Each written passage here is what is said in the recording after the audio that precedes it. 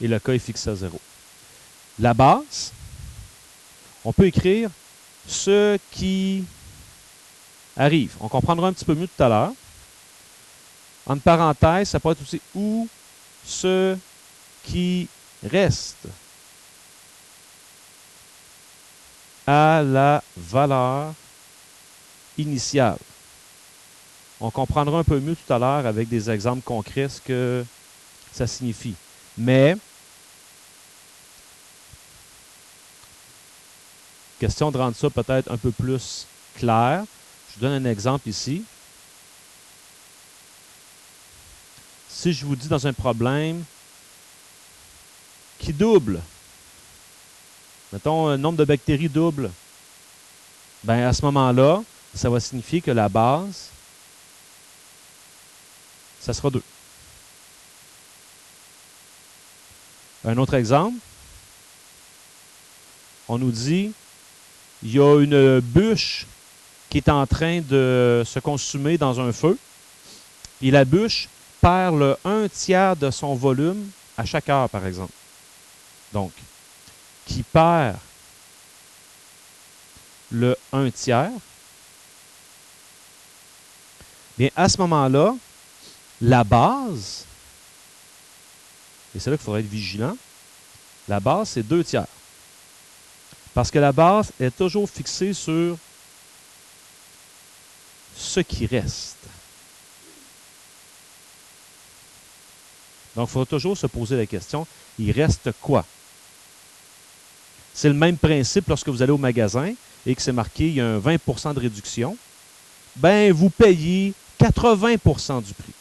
C'est comme ça qu'il faut le percevoir. Et le paramètre C, on peut dire ou on peut le voir comme étant le nombre de fois par unité.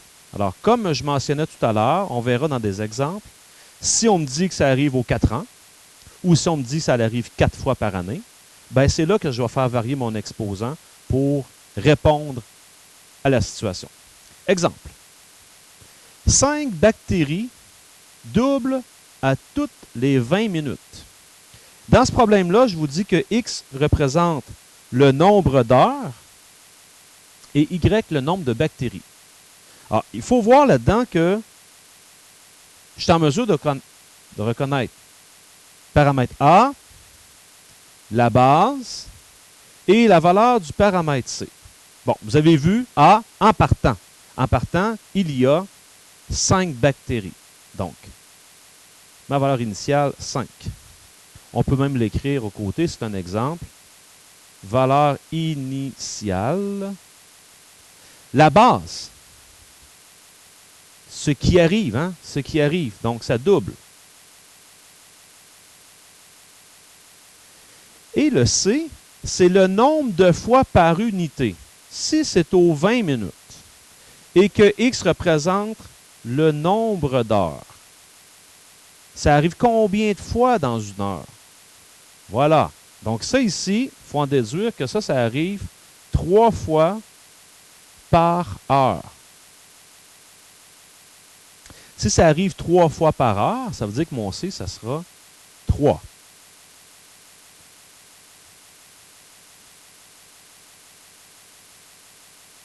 Et donc, avec ça, là, j'aurai Y égale, j'ai 5 bactéries fois 2 à la 3X. Vous comprendrez que c'est un phénomène ici qui va aller excessivement rapidement. Tu mets 5 bactéries, puis à toutes les 20 minutes, ça double. Donc, dans une heure, ça fait 10, 20, 40. Qu'après une heure, tu es rendu à 40. Mais après ça, ça se met à aller excessivement vite. 80, 160, 320. Là, vous voyez que ça se met à aller hyper rapidement. Puis là, c'est là qu'on pourrait voir que pour faire augmenter une exponentielle plus vite encore, qu'est-ce qu'on pourrait faire? Ben, je pourrais peut-être augmenter ça ici. Certainement pas la valeur initiale. Ça n'a pas un grand impact. mais je pourrais faire augmenter la répétition ici aussi. Kevin?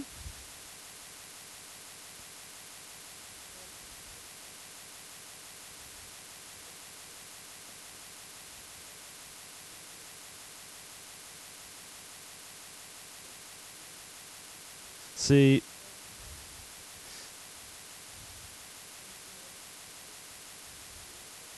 Non, mais si... X, le nombre d'années, Y, la masse. On nous dit, une masse de 50 grammes se désintègre à chaque année. Il lui reste les 2/3 de sa masse. Si je vais chercher mes informations, il est clair que valeur initiale, il lui reste, c'est ce qu'on voyait tout à l'heure, hein? La base, c'est ce qu'il reste. Et ça, on dit, c'est à chaque année. Une fois par année. Donc ici, la masse sera égale à 50 fois 2/3 à la x. Et de cette manière-là, je vais être en mesure de trouver, je veux savoir après combien de temps qu'elle est rendue à la moitié de sa masse. Je pourrais le trouver éventuellement. Je poursuis. Une masse de 50 grammes se désintègre. Il lui reste les 2/3 de sa masse à tous les 4 ans. Donc, comme j'ai dit tantôt, ça c'est ma valeur initiale. La base, ce qu'il reste, à tous les 4 ans. C'est ici, là,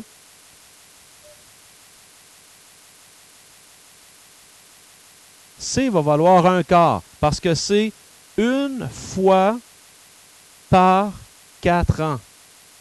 C'est ça que ça signifie, à tous les 4 ans. Donc, la masse sera égale à 50 fois 2/3. Et là, si C, c'est 1/4 fois X, ça sera à la X sur 4.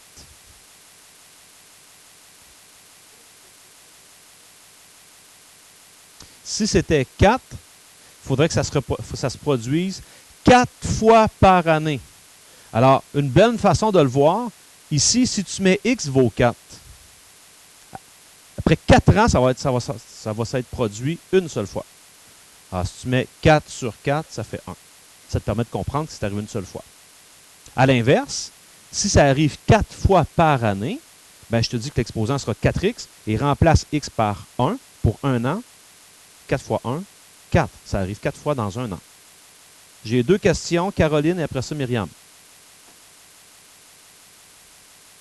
Oui.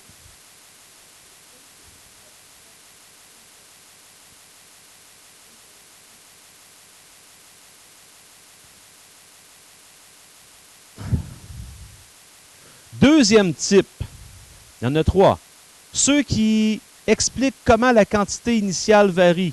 Et c'est très souvent lorsqu'on parle de pourcentage. On doit calculer 1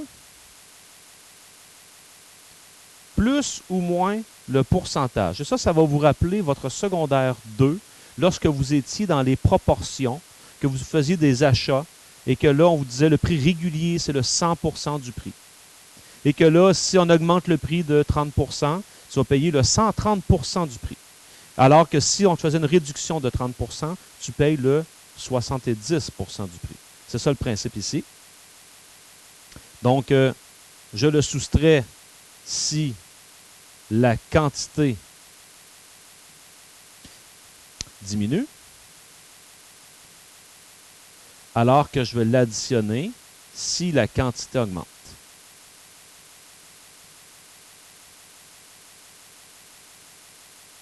Exemple.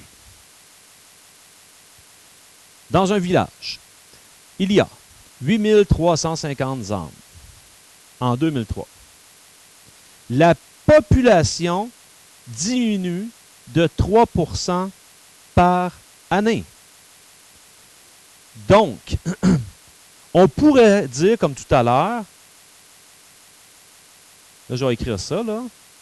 On pourrait dire, ça veut dire qu'il en reste 97%. OK? Je l'écris comme ça. Si vous voyez, vous voulez, ça c'est 97%, mais 97%, c'est 0,97. Donc, 1 moins 3%. Donc,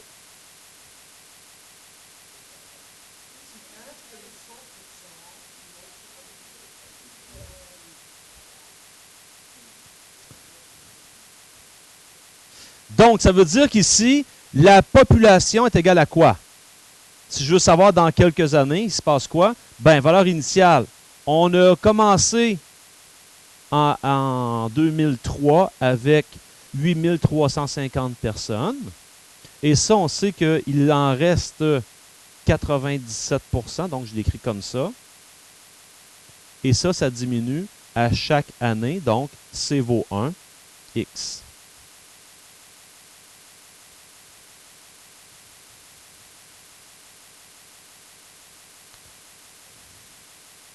Donc, pardon.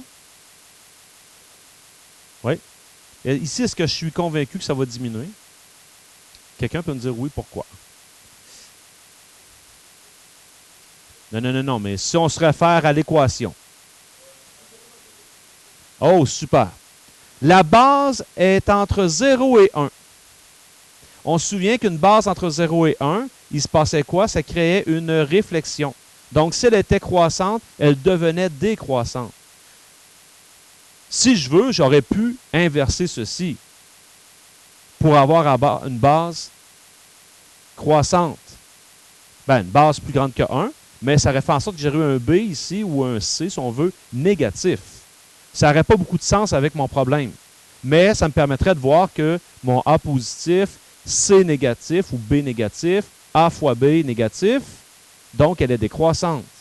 Et c'est en plein ce qui va se passer ici. Un autre problème qui peut être semblable à ça, dans un village, il y a 8350 habitants en 2003.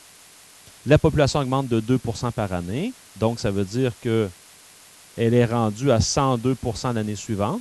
102% qui correspond à 1,02.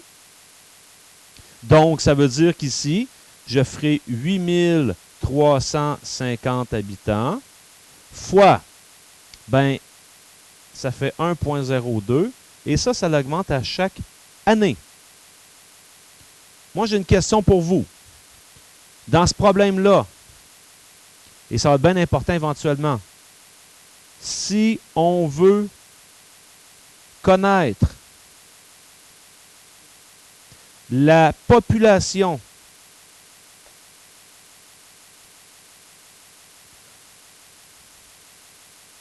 en 2033,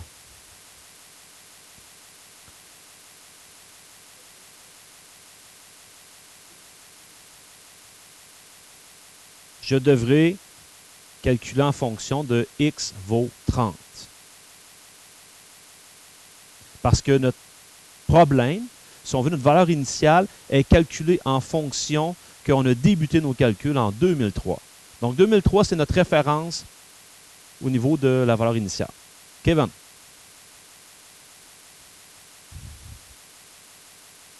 On dépose 500 $ dans un compte à un taux de 6%. Les intérêts sont payés une fois l'an. Bon, il est clair que j'ai ma valeur initiale, on dépose 500. Un taux d'intérêt de 6%. C'est un placement ici. Donc, c'est un placement, on comprendra que l'année suivante, il va se passer quoi? Ben, je vais être rendu à 106% de la valeur. On m'a ajouté 6%. Comme tout à l'heure, 106%, ça c'est 1,06.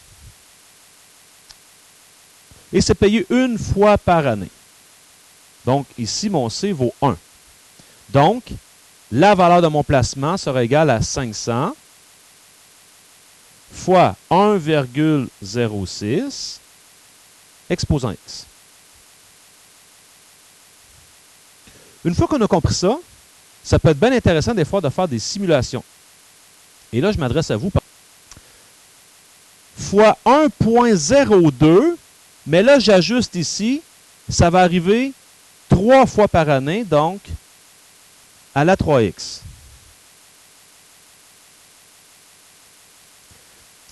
On dépose 500 dans un compte, un taux d'intérêt de 6 %.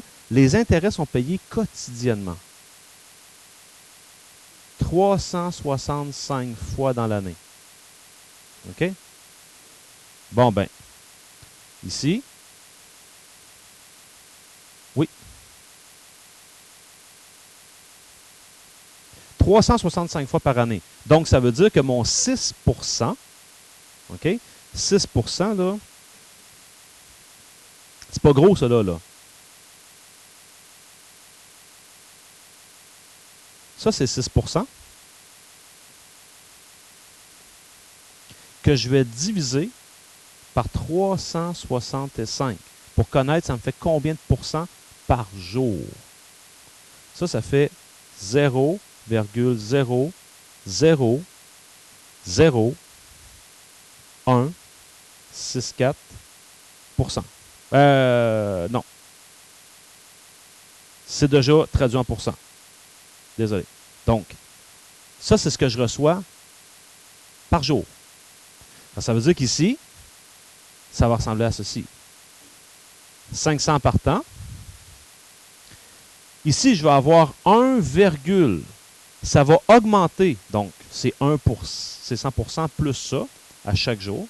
Donc, 0,00164. Exposant quoi? 365x. Ça, là, ça arrive 365 fois dans une année. Et là, avant de répondre à des questions, vous allez prendre votre calculatrice. Puis là, on va les comparer. Puis, je vous dirais qu'on va faire mieux que ça, OK?